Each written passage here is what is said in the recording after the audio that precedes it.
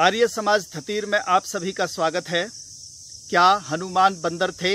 क्या हनुमान को पूंछ थी? क्या हनुमान उड़ते थे? क्या हनुमान पंचमुखी थे?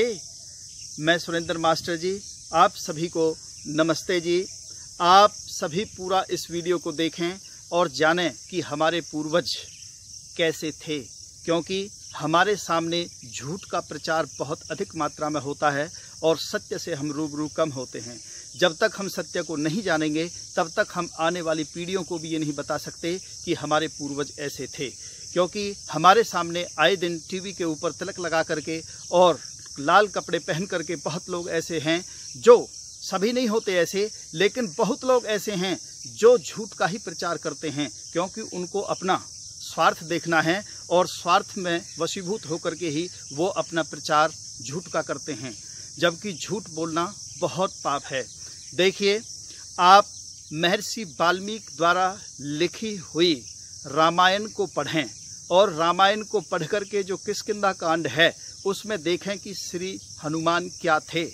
जिस समय श्री राम और लक्ष्मण पंपापुर सरोवर पर जाकर के वहाँ बैठ गए थे और कुछ देर उस रमणीक स्थान पर वो बैठ करके बातें करने लगे, तो उस समय श्री राम को माता सीता की बहुत याद आई, क्योंकि वसंत ऋतु थी और वहाँ पर जो सरोवर था वो बहुत ही रमणीक उस समय था। तो याद करते करते उस समय दोनों भाई वहाँ पर घूम रहे थे, तो वहीं पर ऋषमुख पर्वत जिस पर सुग्रीव रहता था वहाँ से उसको दिखाई पड़ते हैं ये दोनों भाई। तो वहाँ से सुग्रीव कहता है, उसके मन में ये भ्रम हो जाता है कि कहीं बाली ने इन दोनों को तो नहीं भेजा है कि कोई गुप्तचर आकर के मेरी ये सूचना प्राप्त करे कि भाई यहाँ पर सुग्रीव रहता है। मैं इन सब बातों का प्रमाण आपको वाल्मीकि रामायण मेरे पास है, और इस रामायण में से आप किष्किंधा जो कांड है उसको पढ़ करके देखें। जब उन दोनों श्री राम और लक्ष्मण को सुग्रीव ने देखा तो सुग्रीव ने अपने मंत्रियों से कहा कि जा करके इनको देखें कि ये कौन हैं। तो उन मंत्रियों में से सबसे अधिक जो प्रिय और सबसे होशियार जो उसका मंत्री था हनुमान से कहा कि आप जाओ और जाकर के देखो कि ये दोनों कौन हैं। वहाँ जाकर के हनुमान जब पंपा सरोवर पर जाकर के पहुँचता है तो वह श्री राम और लक्ष्मण से किस प्रकार बोलता है, बड़ी मधुर वाणी में वहाँ पर जाकर के बोलता है और कहता है, राज ऋषि देव प्रतमऊ तापसऊ संसित व्रतौ देशम कथिम प्राप्तो भवंतो वर्णनिनौ। आप दोनों राजऋषि सदृश देवताओं के समान तपस्वी और कठोर व्रतधारी हैं। हे उत्तम वर्ण युक्त, आप दोनों महानुभाव इस प्रदेश में किस लिए आए हैं? ये हनुमान जाकर के वहाँ पर श्री राम और लक्ष्मण से कह रहे हैं। वहाँ पर फिर और कहता है कि पदम पवक्षणौ वीरौ जटामंडल धारिणौ अन्योन्य दृश्यौ वीरौ देवलोका दिवागतौ। वहाँ पर फिर कहते हैं कि आपके नेत्र कमल के समान हैं, आप वीर हैं और जटामंडल धारण किए हुए हैं, समान आकृति वाले आप दोनों कौन हैं? कहीं आप दोनों देवलोक त्रिभुष्टप से तो नहीं आए हैं? इस प्रकार से वर्णन श्री हनुमान श्री राम और लक्ष्मण से कर रहे हैं। उसके बाद में बहुत कुछ वार्तालाप होने के बाद में फिर उनको श्री राम पूछते हैं कि आप कौन हैं? तो वो बताते हैं, सुग्रीवो नाम धर्मात्मा कश्चित द्वार युथुपः और वीरो विनिकृतो भ्रातः जगद भ्रमति दुखितः। कि यहाँ इस पर्वत के ऊपर सुग्रीव, जो कि अपने भाई बाली के द्वारा सताया हुआ, दुखी होकर के पूरे इस पर्वत पर रहता है और घूमता है। उन्होंने कहा कि हमें श्री सुग्रीव से ही मिलना है और सुग्रीव से ही हमें मित्रता करनी है। हम खोजते खोजते उनकी ही खोज में यहाँ पर पहुँचे हैं। हनुमान, आप बताइए कि वो कहाँ हैं और वहाँ लेकर के हमें चलिए। तो वहां पर एतत् श्रुवा वचतस्य रामौ लक्ष्मण विब्रवीतः और प्रहृष्टवतः श्री मानः भ्रातरः पतितः स्थितम्। और यहाँ पर हनुमान के इन वचनों को सुनकर श्री राम अत्यंत प्रसन्न हुए और अत्यंत प्रसन्न होकर के उनके समीपस्थ लक्ष्मण से बोले। फिर क्या बोले, श्री राम की वार्ता को सुने। श्री राम जी कहते हैं, श्री राम स्वयं कह रहे हैं और हम लोग श्री राम की बात को ही नहीं मानते। हमारे लिए ये कितनी विडंबना की बात है कि हम दूसरों के द्वारा झूठ कही हुई बात को तो मानते हैं, लेकिन श्री राम के द्वारा कही हुई बात को नहीं मानते। श्री राम वहां पर कहते हैं, ना ऋग्वेद मितस्य ना यजुर्वेद धारिणः ना सामवेदसु समय मेवं प्रभासितुम। कि हे लक्ष्मण, ये हनुमान उच्च कोटि के विद्वान हैं।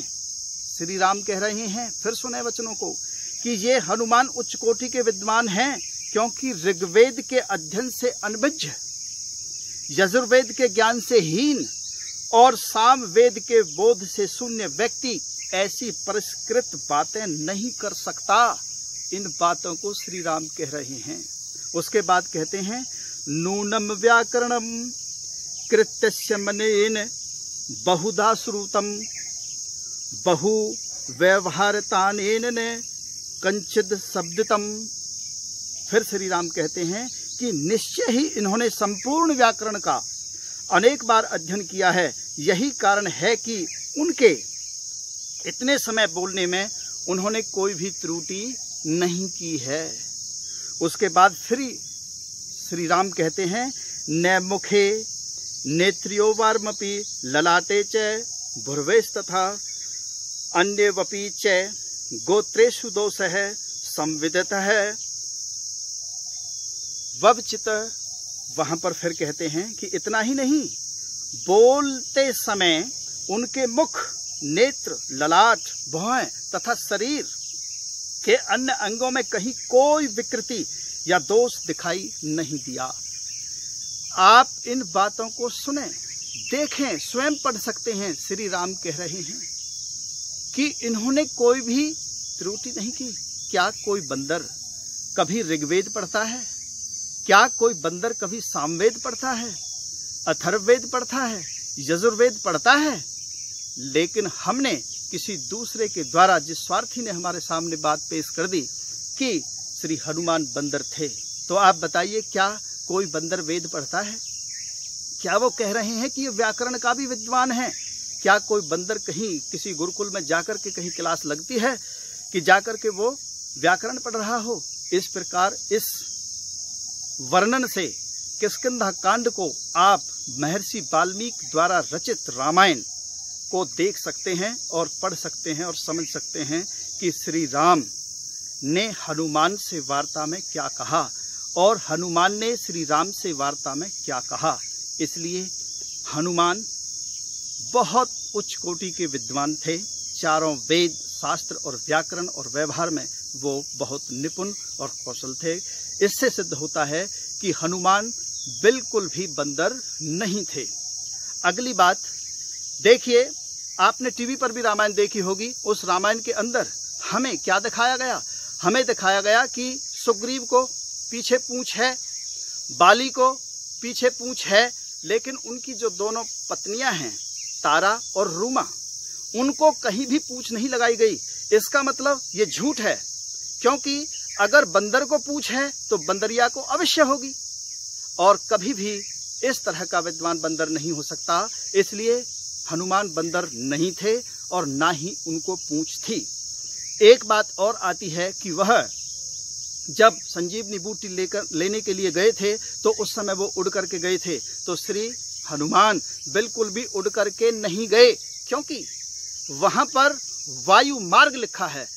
महर्षि वाल्मीकि द्वारा लिखी उस रामायण को पढ़ें और देखें कि वो वायु मार्ग से गए थे और वायु मार्ग से ही हिमालय पर्वत से वो उस जड़ी बूटी को लाए थे, संजीवनी बूटी को लाए थे।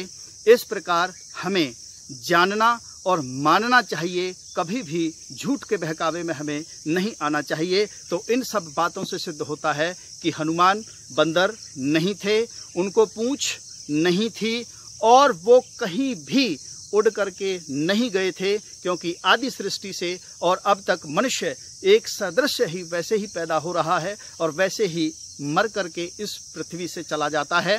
तो आप विचार करें, जब आदि सृष्टि से आज तक कोई बंदर पैदा नहीं हुआ मनुष्य से, तो हम श्री हनुमान को कैसे बंदर मान सकते हैं? ये हमारे पूर्वजों का उपहास है। वो पंचमुखी भी नहीं थे, उनको कहीं भी पांच मुख नहीं थे। बहुत सी मूर्तियां हमारे सामने पंचमुखी उसकी हैं और मंदिर भी बने हुए हैं कि पंचमुखी हनुमान का मंदिर। ये बिल्कुल झूठ है और इन झूठ को मान करके हम हनुमान का बहुत ही उपहास करते हैं। इसलिए हमें पूर्वजों का सम्मान करना चाहिए और सत्य को जानना चाहिए कि सत्य क्या है। आप सबने मेरी बात सुनी, आप सबका बहुत बहुत धन्यवाद।